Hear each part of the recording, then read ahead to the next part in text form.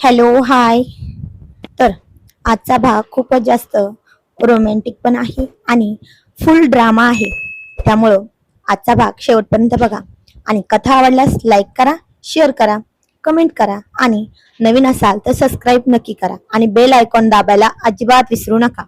तर bell icon दाबल्यामुळं तुम्हाला आपल्या चॅनलचे अपडेट्स वेळोवेळी मिळत राहतील. तसंही मी माझ्या व्हॉट्सअपची लिंक आपल्या कमेंट सेक्शन मध्ये आज टाकणार आहे. तर सर्वांना नमस्कार. रॉयल शेतकरी भाग 135. रात्रीच्या गोड सामंजस्यानंतर सकाळची कोळी किरण पल्लवीच्या चेहऱ्यावर पडतात.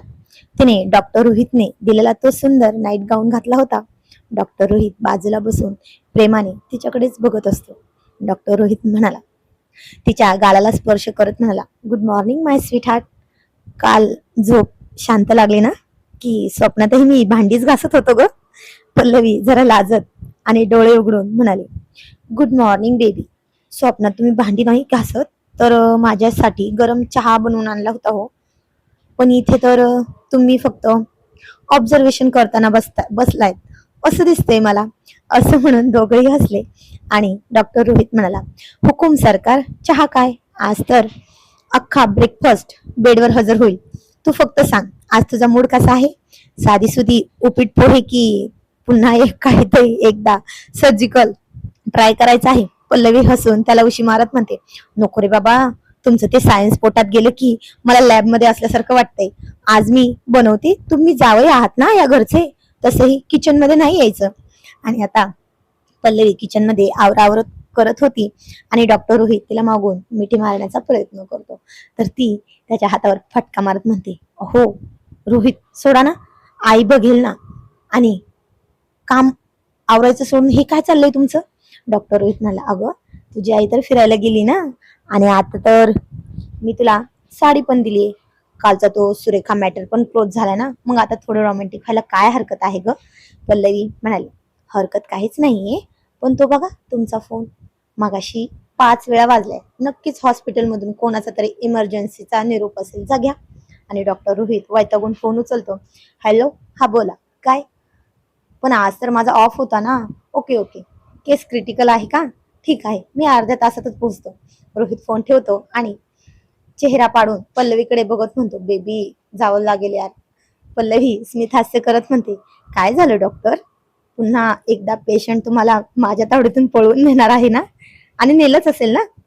डॉक्टर रोहित पल्लवीला म्हणाला, खरंच खूप इम्पॉर्टंट केस आहे, पण मी प्रॉमिस करतो आज दुपारी तुला लंचला नक्की घेऊन जाईल, पक्का प्रॉमिस.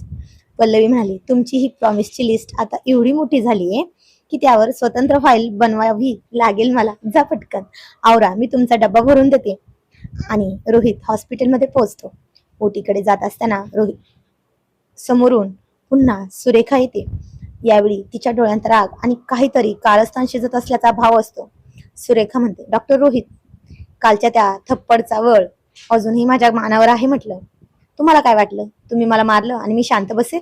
डॉक्टर रोहित तिच्याकडे दुर्लक्ष करत म्हणाला, बघा सुरेखा, मिस सुरेखा, मला कामात व्यत्यय नकोय. तुमच्याकडे पैशाचा माज असेल, पण माझ्याकडे माझ्या प्रोफेशनची इज्जत आहे. सुरेखा म्हणाली, प्रोफेशन? बघूया तुमचं हे प्रोफेशन किती काळ टिकतं ते. आणि आज तुम्ही ज्या पेशंटची सर्जरी करणार आहात ना, ते माझ्या पप्पांच्या ओळखीतले आहेत. जर काही वर खाली झालं तर तुमचा गोल्ड मेडल तर काय होईल याचा विचार केलाय का? आणि हे तुमचं हॉस्पिटल? डॉक्टर रोहित म्हणाला, तिच्या जवळ जात शांतपणे म्हणाला, मिस सुरेखा, भीती त्यांना दाखवा ज्यांनी कधीच रक्ताशी खेळ केला नाही. मी सर्जन आहे, मरणाऱ्याला जीवनदान देणं माझं काम आहे. तुमच्या धमक्यांना मी माझ्या मी मी माझ्या डिस्पोजेबल ग्लोब्स सारखं कचऱ्यात फेकून देतो. Get out. सुरेखा चिडून पाया आपटत निघून गेली, पण रोहितच्या मनात कुठेतरी शंकेचे पाल चुकचुकते.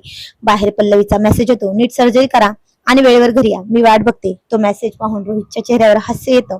हॉस्पिटलची ड्युटी संपवून डॉक्टर रोहित गाडीने घराकडे निघाला, पण आज त्याचं लक्ष रस्त्यापेक्षा पल्लवीच्या आठवणी जास्त आहे. काल रात्रीचा तो साडीतला प्रसंग, तिचं ते लाजून जवळ येणं आणि आय लव्ह यू म्हणणं, I want you so much म्हणणं, सगळं रोहितच्या डोळ्यात एखाद्या चित्रपटासारखं फिरत होतं. डॉक्टर रोहित स्वतःशीच मनाशी पुटपुटत म्हणला, आज बस. आज काही झालं तरी पेशंट नाही आणि हॉस्पिटलचं टेन्शन नाही. आज फक्त मी आणि माझी पल्लवी. आणि तेवढ्यात पल्लवीचा व्हॉइस मेसेज आला. तो असा होता की, हाय चष्मिस, doctor Rohit, I love you. I miss you so much. Please लवकर आपल्या घरी या, मी आले आहे. I waiting for you. किती सुंदर मेसेज होता ना. ठीक आहे, चला पुढे वळूयात. तर आता डॉक्टर रोहित स्वतःच्या घराकडे आपली गाडी वळवतो. तर त्याला आज घरी खूपच सुखद धक्का बसणार असतो. नौकर घराचा दरवाजा उघडतो. तर त्याला दारातूनच किचन मधलं ते सुंदर दृश्य दिसतं आणि तो जरा पाहून तो थबकतो. पल्लवीने आज निळ्या रंगाची साडी नेसली होती. केसांचा आंबाडाच घातला होता आणि त्यावर मोगऱ्याचा सुंदर गजरा माळला होता. ती एकदम टिपिकल इंडियन हाऊस वाईफ वाटत होती. त्यात किचन मध्ये काम करत असताना तिने तो साडीचा कमरेवर खोसलेला पदर, त्यातून तिची गोरी गोरी सडपातळ कंबर पाहून डॉक्टर रोहितची पावलं आपसुकच किचनकडे वळाली. किचन मधून फोडणीचा खमंग वास येत होता. डॉक्टर रोहित तिच्या मागे जाऊन हळूच कमरेवर हात घालत म्हणाला, पल्लू, आज हॉस्पिटलमध्ये लवकर आलोय बरं का मी, फक्त तुझ्यासाठी. आणि ती चमचा हलवत दचकून म्हणाली, अरे बापरे, अहो काय हे, मॉम डॅड हॉलमध्ये बसलेत आणि तुमचं काय हे सुरू, सोडा मला, आधी फ्रेश व्हा, जेवण वाटते. डॉक्टर रोहित तिच्या मानेवर ओठ टेकवत म्हणाला, आज जेवणाची भूक नाहीये ग पल्लवी, आज फक्त तुझा वेळ हवाय. काल रात्री तुला अर्धवट सोडलं ना, आज ते सरप्राईज पूर्ण करायचं आहे मला तुझ्यासाठी. पल्लवी आता लाजून चेहरा दुसरीकडे वळवत म्हणाली, डॉक्टर, तुमची ही रोमॅन्सची गाडी आज जरा जास्त फास्ट राहते ना, असं वाटतंय मला. थोडा संयम ठेवा हो, रात्र होऊ द्या. डॉक्टर रोहित तिला स्वतःकडे ओढून घेत म्हणाला, संयम आणि मी? पल्लवी, तुला माहितीये का, हॉस्पिटलमध्ये सर्जरी करताना माझे हात जेवढे स्थिर असतात ना, त्यापेक्षा जास्त तुझा विचार करताना माझं मन अस्थिर होतं. तुझ्या एका नजरेसाठी मी किती असुसलेला असतो तुला कसं सांगू. रात्री जेवण आटोपल्यावर रोहित बेडरूम मध्ये पल्लवीची वाट पाहत होता. तो आज खूप उत्साहात होता. पल्लवी बेडरूम मध्ये येते आणि दरवाजा लावून घेते. आणि आता रोहितने सगळी नजर तिच्यावर रोखलेली होती आणि ते पाहून पल्लवी जरा लाजत म्हणते, काय झालं, असे काय बघता एकटक. डॉक्टर रोहित तिचा हात पकडून बेडवर बसवत म्हणला, बघतोय की देवाने माझ्यासाठी किती सुंदर ट्रीटमेंट पाठवली, रोज रात्रीसाठी. आयुष्यभरासाठी भेटली ही ट्रीटमेंट मला, रोज रात्रीची. आणि पल्लवी, आता कितीही भांडलो ना तरी तुझ्याशिवाय माझं अस्तित्व शून्य आहे गो. काल सुरेखा जे काही बोलली ना, त्यानंतर मला जाणीव झाली की माझ्या आयुष्यातलं खरं गोल्ड मेडल तर तूच आहेस. पल्लवी त्याच्या डोळ्यात बघत म्हणाली, आणि तुम्ही माझे चष्मिश डॉक्टर आहात, ज्यांच्याशिवाय मला श्वास घेणंही कठीण जातं. पण डॉक्टर रोहित, तुमचं हे प्रेम मला फक्त आजच्या रात्री पुरतं नसावं बरं का, असं वाटतं. आणि डॉक्टर रोहित तिला जवळ ओढून घेत मिश्किलपणे म्हणाला, अगं हे तर आयुष्यभराचं प्रिस्क्रिप्शन आहे. आज मला तुला असा डिस्चार्ज द्यायचा आहे की तू पुन्हा कधीच माझ्यापासून लांब जाणार नाही आणि विचार पण करणार नाहीस. डॉक्टर होईल हळूच तिच्या केसांतला गजरा काढतो आणि तिचा चेहरा आपल्या हातात घेतो. वातावरणात फक्त दोघांच्या श्वासांचा आवाज असतो. रोहितच्या डोळ्यात पल्लवीसाठी असलेली ओढ आणि प्रेम स्पष्ट दिसत असतं. पल्लवी हळूच त्याच्या कानात म्हणाली, आय लव्ह यू डॉक्टर चष्मिश रोहित. आणि डॉक्टर रोहित म्हणाला, I love you my sweetheart. आता no talking, only feeling, okay, असं म्हणून त्याने तिला खूप खूप क्यूट क्यूट त्रास द्यायला सुरुवात केली. आता बेडरूम मध्ये मिनमिनता प्रकाश आणि मोगऱ्याचा तो दरवळणारा सुगंध. डॉक्टर रोहित आणि पल्लवी एकमेकांच्या मिठीत पूर्णपणे हरवून गेले होते. डॉक्टर रोहितचं प्रेम आज एखाद्या उधळलेल्या लाटेसारखं होतं. त्यात पल्लवी सुखावून ही आता थोडी थकली होती. पल्लवी दमलेल्या आवाजात रोहितच्या छातीवर डोकं ठेवून म्हणाले, अहो अहो, बस ना आता, खरंच खूप थकले मी. आई ग, काय झालंय आज तुम्हाला, तुमच्यात काय भूत शिरलंय काय, इतका उत्साह कुठून आणला तो. काल माझं झालं होतं तसं आज तुमचं झालंय का, अहो प्लीज ना, बस ना आता. रोहित आता डॉक्टर रोहित तिच्या कपाळावरचा घामाचे थेंब पुसत खोडसळपणे हसून म्हणाला, अगो पल्लू, याला भूत नाही, पल्लवी नावाचं वेड म्हणतात ग. जे प्रेम तू मला करतेस ना तेच. आणि तू थकलीस, अभि तो केवळ सुरुवात है बेबी, सर्जरी संपायला वेळ लागतो, पण हे तर आपलं आयुष्य आहे ना. पल्लवी त्याच्याकडे डोळे मोठे करून बघत म्हणाली, सुरुवात. डॉक्टर रोहित, रात्रीचे 2 वाजलेत. उद्या हॉस्पिटलमध्ये गेल्यावर तुम्ही पेशंटला काय सांगणार की रात्री प्रॅक्टिस करत होता म्हणून डोळे सुजलेत की दुसरं काहीतरी. तो म्हणाला, रोमॅन्सची प्रॅक्टिस करत होतो हे सांगेल ग, नको काळजी करू, तू झोप बरं. ती म्हणाली मी झोपू का? आणि तो तिला पुन्हा जवळ ओढून घेत म्हणाला, त्याची काळजी तू करू नको, पेशंटला बघायला हे माझे चष्मे आहेत. हा चष्मी डॉक्टर समर्थ आहे, पण सध्या मला फक्त या निळ्या साडीतील अप्सरेला बघायचं आहे. तू थकली असशील तर तू डोळे मिटून घे, बाकी सगळं मी सांभाळतो. आणि पल्लवी लाजत आणि सुखावत म्हणाली, तुम्ही ना अगदीच हट्टी आहात हो. त्या सुरेखाला वाटलं असेल तुम्ही खूप कडक आहात, पण त्यांना काय माहिती की तुम्ही किती मोठे रोमॅन्टिक गुंड आहात, रोमॅन्टिक डॉक्टर गुंड आहात. तर डॉक्टर रोहित तिच्या तर डॉक्टर रोहित तिच्या कानात हळूच कुजबुजत म्हणतो, सुरेखाला फक्त माझी थप्पड माहिती आहे ग, पण तुला माझे संपूर्ण हृदय माहिती आहे ना. आता बोलायचं बंद कर ना प्लीज, तू बोलण्यात खूप टाइम वेस्ट करतेस ग.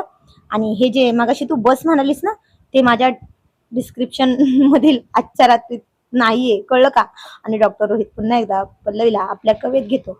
घराबाहेर पावसाची रिमझिम सुरू होती आणि आता या दोघांच्या प्रेमाचा थंडरस्ट्रॉक अजूनही गडद होत जातो. डॉक्टर रोहितच्या प्रत्येक स्पर्शात पल्लवीसाठी असलेली वर्षानुवर्षाची ओढ साठलेली असते आणि ती तिला स्पष्ट आता जाणवत होती. डॉक्टर रोहित म्हणाला, पल्लवी तू माझी लाईफलाईन आहेस बरं का, आणि आज ही लाईफलाईन मला कायमची हृदयावर कोरून ठेवायची आहे. असं म्हणून त्याने तिला स्वतःच्या मुठीत घेतलं आणि आता आजची रात्र सगळी जागून काढली होती दोघांनीही.